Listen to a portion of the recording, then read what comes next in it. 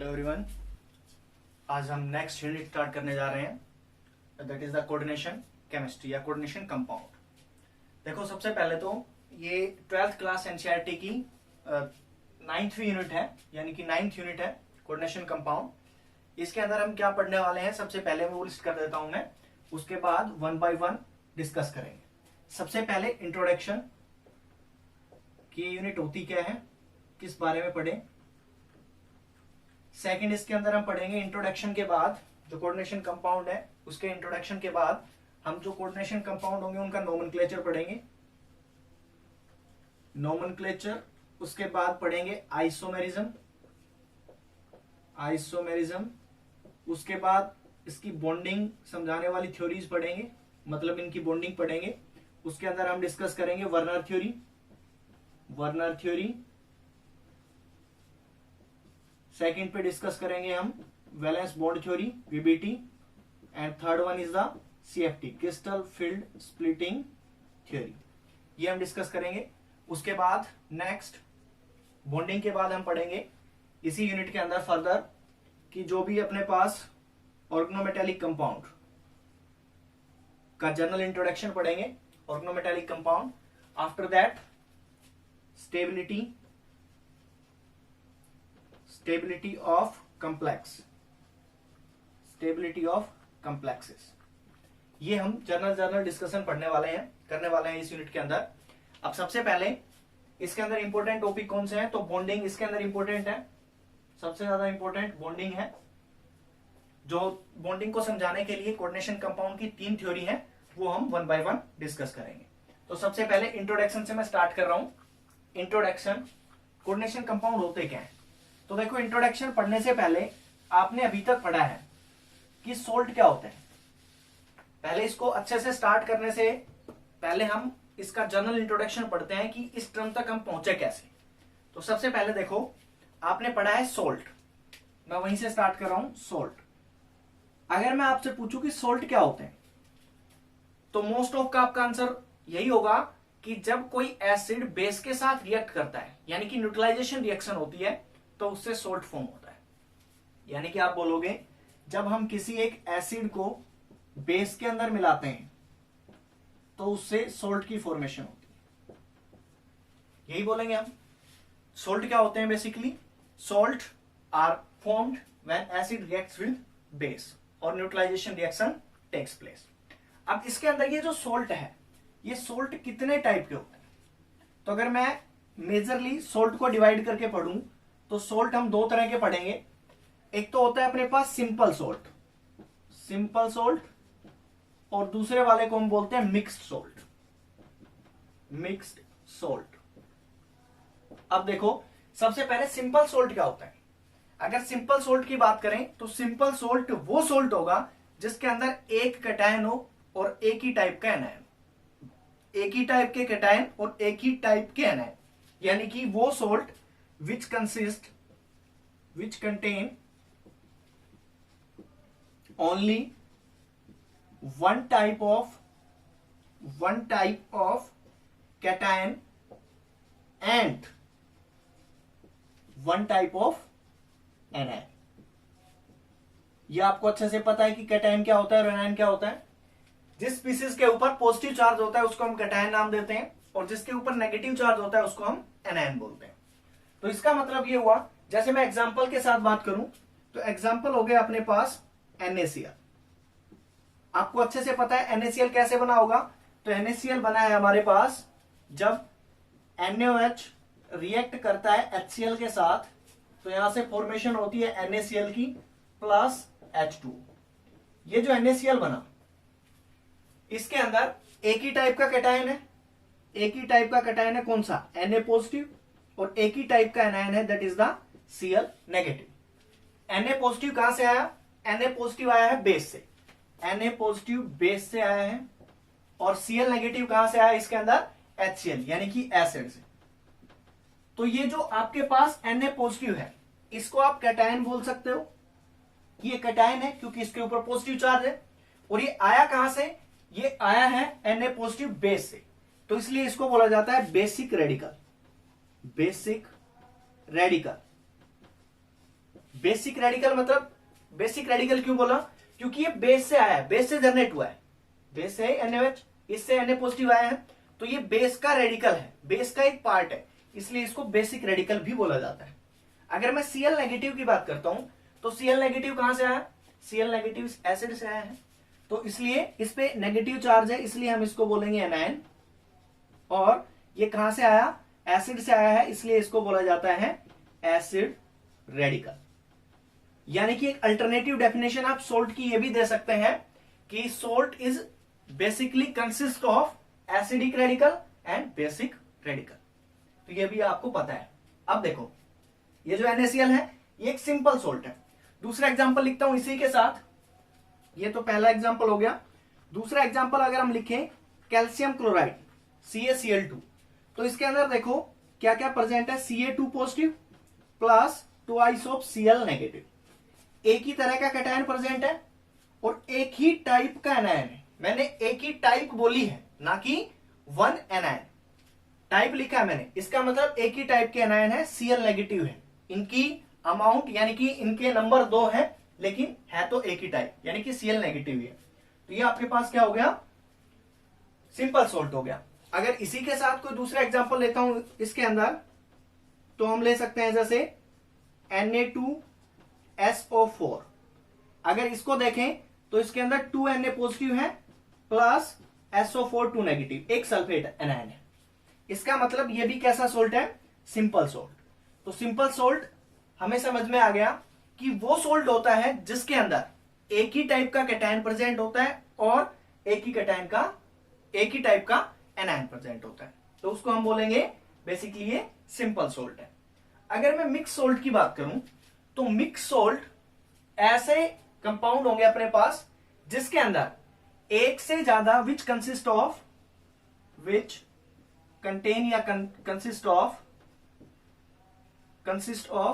मोर than one type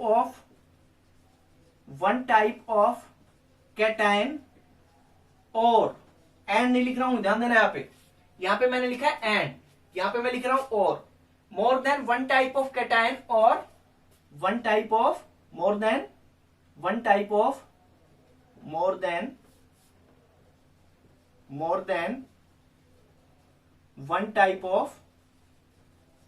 anion, तो उनको हम क्या बोलेंगे, मिक्स सोल्ट। अब ये जो मिक्स सोल्ट है इसके एग्जाम्पल, तो देखो इसका सबसे अच्छा एग्जाम्पल है जो आपने पढ़ा है, बहुत अच्छे से पढ़ा है, पोटास एलम हो गया, मोर साल्ट हो गया, ये सारे के सारे मिक्स सोल्ट के क्या है, एग्जाम्पल है। जैसे अगर मैं बात करता हूं पोटास एलम की, तो पोटास एलम क्या होता है, K2SO4 dot Al2SO4 thrice dot 24H2। This is the example of potash alum. अब इसके अंदर अगर आप देखें तो देखो K2SO4 मतलब यहां से K positive SO4 negative, aluminium 3 positive SO4 2 negative. इसका मतलब कैटायन की बात करूं तो इसके अंदर कितने तरह के कैटायन हैं, तो कैटायन है वो है यहां पे K पॉजिटिव एल्यूमिनियम 3 पॉजिटिव, यानी एक से ज्यादा टाइप के कैटायन प्रेजेंट है। एनायन तो एक ही टाइप का है, कौन, सल्फेट SO4 2 नेगेटिव। तो एक से ज्यादा टाइप के अगर कैटायन प्रेजेंट हैं तो हम क्या बोल देंगे इसको, ये कैसा किसका एग्जांपल है, मिक्स सोल्ट का एग्जांपल है। देखो ऐसा भी हो सकता था कि कैटायन एक ही तरह का हो लेकिन एनायन ज्यादा तरह के हो, तो उनको भी हम क्या बोलेंगे, मिक्स सोल्ट। या तो कैटायन या एनायन, और लगा है मतलब या तो कैटायन और या एनायन, उनमें से उसकी टाइप एक से ज्यादा होनी चाहिए, तो उनको हम क्या बोलेंगे, मिक्स्ड सोल्ट। तो बेसिक जनरल इंट्रोडक्शन ये रहा, एक आपके पास सिंपल सोल्ट, दूसरा मिक्स सोल्ट। अब देखो ये मिक्स सोल्ट है, इसको हम एडिशन कंपाउंड भी बोलते हैं, एडिशन कंपाउंड भी बोला जाता है, और इनको मोलिकुलर कंपाउंड भी बोला जाता है, मोलिकुलर कंपाउंड भी बोलते हैं। तो कहने का मतलब ये हुआ कि या तो चाहे मैं मिक्स सोल्ट बोलूं, एडिशन कंपाउंड बोलूं या मोलिकुलर कंपाउंड बोलूं, एक ही बात हुई। ऐसा क्यों होता है? एडिशन कंपाउंड क्यों है? देखो इसके अंदर हम देख पा रहे हैं एक से ज्यादा तरह के सोल्ट प्रेजेंट है, तो इसका मतलब दो तरह के सोल्ट का एडिशन है, तो इसलिए एडिशन कंपाउंड बोला। और मोलिकुलर मतलब ये एक मोलिक्यूल दिख रहे हैं K2SO4, ये मोलिकुलर फॉर्म में है, इसको हम मोलिकुलर कंपाउंड भी बोलते हैं। अब ये जो मिक्स कंपाउंड है, एडिशन कंपाउंड है, ये भी दो तरह के होते हैं। देखो ये एडिशन कंपाउंड है, ये भी दो तरह के होते हैं। कौन कौन से? ये क्वेश्चन पूछा जाता है कि सबसे पहले मैं देखूं इसके अंदर मिक्स्ड कंपाउंड या एडिशन कंपाउंड। मिक्स्ड कंपाउंड इनको हम दो तरीके से डिवाइड करके पढ़ते हैं। पहला है double salt, double salt, and second one is the coordination compound या कॉम्प्लेक्स भी बोला जाता है कंपाउंड। अब इनके अंदर क्या डिफरेंस है? देखो ये मिक्स सोल्ट है दोनों, डबल सोल्ट भी मिक्स सोल्ट है और कोऑर्डिनेशन कंपाउंड भी क्या है? मिक्स सोल्ट का एग्जांपल है। अब इसके अंदर अगर डबल सोल्ट देखा जाए तो डबल सोल्ट को हम डिफाइन करेंगे कि डबल सोल्ट बेसिकली वो मिक्स सोल्ट है या वो एडिशन कंपाउंड है जिनके अंदर, डबल सोल्ट वो एडिशन कंपाउंड है जिसके अंदर जो मोलिक्यूल जो आपके पास कंपाउंड होता है वो कंपाउंड एक फिक्स मोलिकुलर रेशियो यानी कि हम बोल सकते हैं जो इक्विमोलर सोल्ट से मिलके बना हो और वो अपने इंडिविजुअल कैटायन का टेस्ट दे जब हम एक्वस सॉल्यूशन के अंदर उसको डिसॉल्व करें। क्या दोबारा से सुनो इस बात को कि डबल सोल्ट हम क्या बोलेंगे? ये वो एडिशन कंपाउंड है, वो एडिशन कंपाउंड है जिनको अगर मैं वाटर के अंदर डाल दूं, जिनको अगर मैं वाटर के अंदर डाल देता हूं तो ये अपने इंडिविजुअल कैटायन के अंदर, इंडिविजुअल कैटायन और इंडिविजुअल एनायन के अंदर टूट जाते हैं, बिखर जाते हैं। इसका मतलब वो एडिशन कंपाउंड जिसको पानी में डाला जाए और उनकी दोस्ती टूट जाए, मतलब सारे के सारे एनायन कैटायन अलग अलग हो जाए, सारे के सारे एनायन अलग अलग हो जाए, तो उनको हम क्या बोलेंगे? डबल सोल्ट या एडिशन कंपाउंड। जैसे ये जो मैंने एग्जांपल लिखा है ये एक डबल सोल्ट का एग्जांपल है। कैसे? अगर मैं इसको देखता हूं K2SO4 Al2SO4 thrice .24H2, ये कैसे बना होगा? सबसे पहली बात तो ये बना होगा कि दो तरह के K2SO4 लिया मैंने, Al2SO4 थ्राइस लिया और वाटर लिया। जब हम इनको एक कंटेनर के अंदर डालकर इवेपोरेट करने के लिए छोड़ देते हैं तो कुछ टाइम बाद हम देखेंगे इस कंपाउंड की फॉर्मेशन हो जाती है। अब ये जो एडिशन कंपाउंड बना, अगर मैं इसको वाटर के अंदर डालता हूं, अगर मैंने इसको पानी के अंदर डाल दिया तो होगा क्या? यहां से K पॉजिटिव निकल जाएगा, मतलब 2 तो मेरे को K पॉजिटिव मिलेंगे। इसके अलावा 4 SO4 3 नेगेटिव मिलेंगे, plus twice of Al 3 positive मिलेंगे। मतलब ये अपने इंडिविजुअल आयंस के अंदर टूट गया। अगर ये इंडिविजुअल आयंस के अंदर टूट गया तो अगर मैं टेस्ट करना चाहूं K पॉजिटिव का तो वो भी पॉजिटिव आएगा।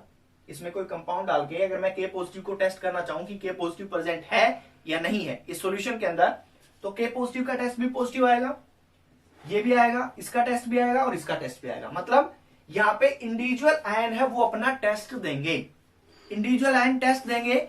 हम बोल सकते हैं डबल सोल्ट वो एडिशन कंपाउंड है जब उनको डिसोल्व किया, when dissolve in water they dissociate into constituent ions and individual ions give the taste of itself.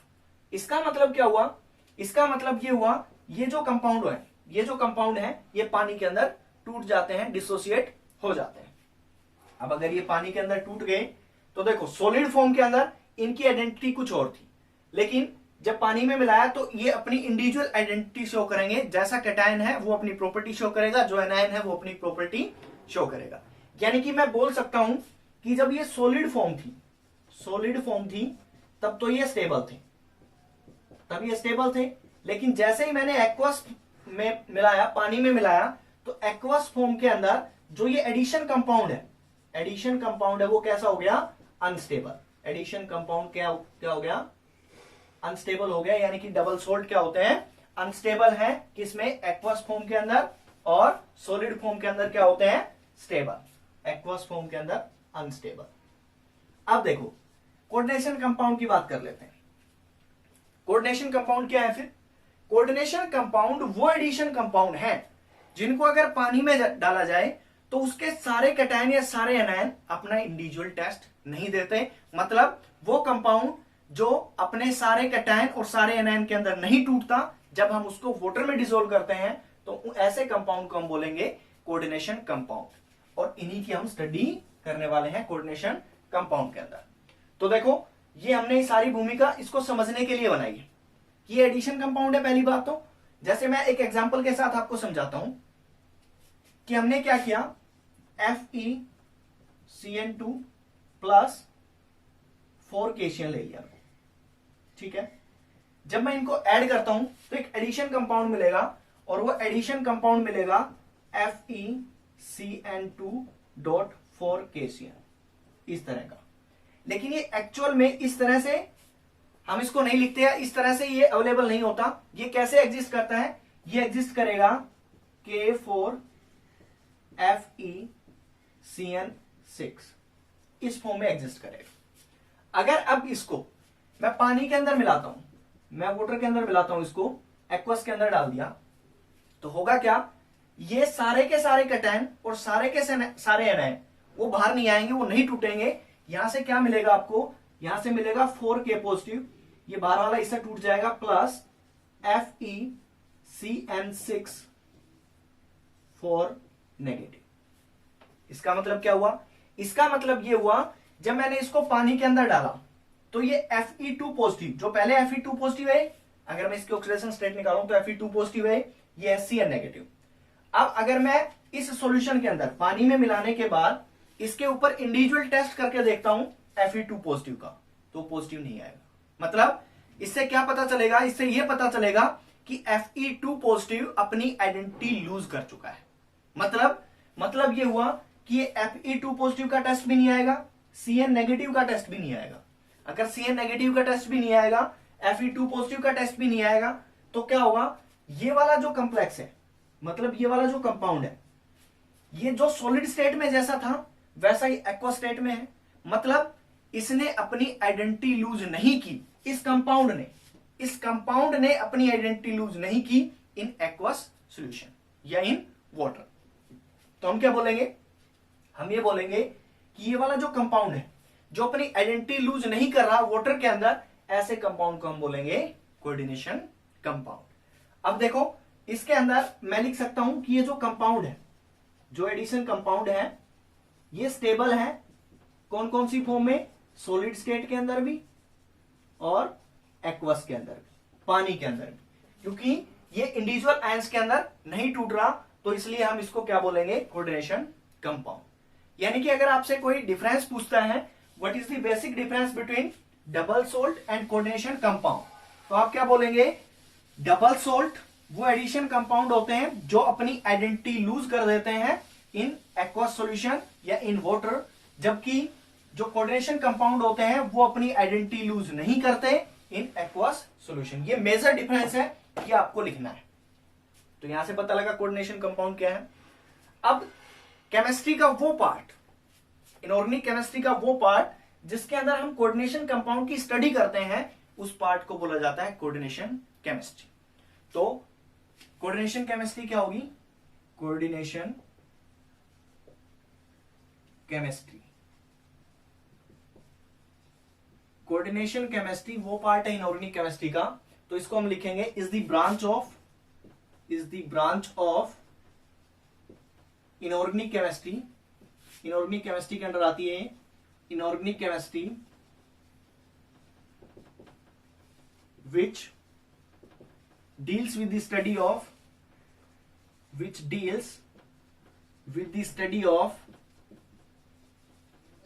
of coordination compound,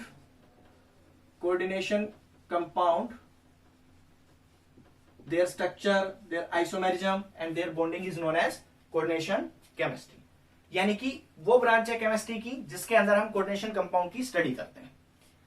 Werner को फादर ऑफ कोऑर्डिनेशन केमिस्ट्री माना जाता है।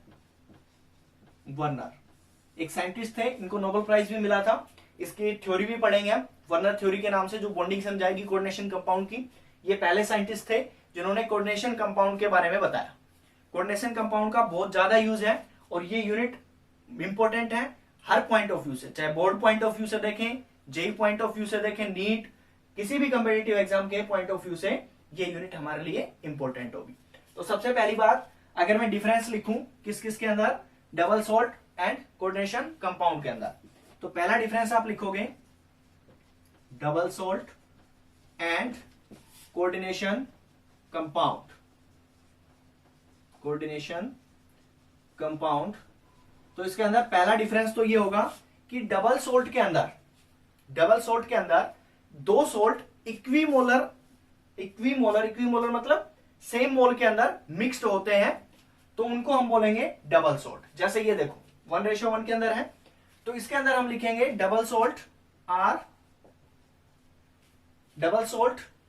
Salt which are prepared by intermixing of two equimolar salts. दो equimolar salts के equal ratio में या equal moles में जो मिलके बने होते हैं उनको डबल सोल्ट बोलेंगे। लेकिन कोऑर्डिनेशन कॉम्प्लेक्स के लिए, कोऑर्डिनेशन कंपाउंड के लिए इनको कोऑर्डिनेशन कॉम्प्लेक्स भी बोला जाता है। इनके लिए बात जरूरी नहीं है, इक्विमोलर मतलब सेम मोल के अंदर दो सोल्ट मिक्स हो भी सकते हैं और नहीं भी हो सकते हैं। यानी कि इक्विमोलर के अंदर दे आर मे और मे नॉट बी मिक्स्ड। ठीक है। सेकेंड और सबसे मोस्ट इंपोर्टेंट पॉइंट जो डिफरेंशिएट करता है डबल सॉल्ट और कोऑर्डिनेशन कंपाउंड के लिए, तो वो क्या है कि ऑन डिसोल्यूशन या on adding water, on dissolution double salt lose their identity, और हम ये बोल सकते हैं double salt breaks down into dissociate into on dissolution, double salt dissociate into their individual ions, सारे आयंस के अंदर टूट जाएंगे। जबकि इसके अंदर क्या होगा, ऑन डिसोल्यूशन कोऑर्डिनेशन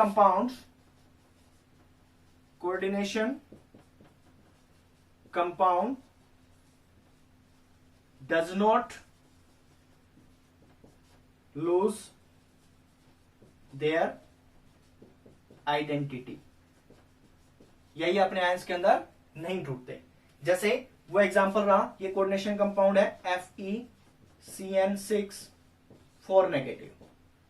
जैसे अगर दूसरा एग्जांपल लिखूं तो इसी तरह से अपना हो जाएगा CuNH3 2 पॉजिटिव। ये पानी के अंदर डालने से कॉपर 2 पॉजिटिव और अमोनिया के अंदर नहीं टूटेंगे, तो इसलिए हम इनको क्या बोलते हैं, कोऑर्डिनेशन कंपाउंड या कोऑर्डिनेशन कॉम्प्लेक्स। अब इससे रिलेटेड कुछ टर्म होती हैं, जैसे मैंने इसको इस तरीके से क्यों लिखा, तो इसके लिए कुछ बेसिक टर्म है। जैसे सबसे पहले अगर एक कोऑर्डिनेशन कंपाउंड लिखकर मैं उसको एक्सप्लेन करूं, कुछ बेसिक टर्म है जो इस यूनिट को पढ़ने से पहले हमें पता होनी चाहिए, जिनका यूज बार बार होगा, तो वो हमें पता होना चाहिए हम किसके लिए ये वर्ड यूज कर रहे हैं। जैसे देखो एक सिंपल एग्जांपल से मैं आपको समझाता हूं कि मेरे पास कोई कोऑर्डिनेशन कॉम्प्लेक्स है ये,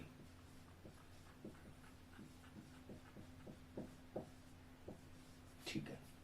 अब इसके अंदर देखो ये वाला जो पार्ट है K4, यानी कि एक तो आपके पास इस तरह से एक ब्रैकेट होगा, स्क्वायर ब्रैकेट होगा एक, उस स्क्वायर ब्रैकेट के बाहर जो भी पार्ट लगा है, चाहे वो इस साइड लगाओ या इसके इस साइड लगाओ, उस पार्ट को हम बोलते हैं आयनाइजेशन स्फीयर, या इसको हम बोलते हैं काउंटर आयन। यानी कि आप क्या बोलोगे, आयनाइजेशन स्फीयर क्या है या काउंटर आयन क्या है, the ion which is present outside the square bracket of complex या outside the complex is known as counter ion. अब इसके अंदर ये जो स्क्वायर ब्रैकेट है, इसके अंदर ये जो भी पार्ट बच गया, इसको बोलते हैं कोऑर्डिनेशन स्फीयर,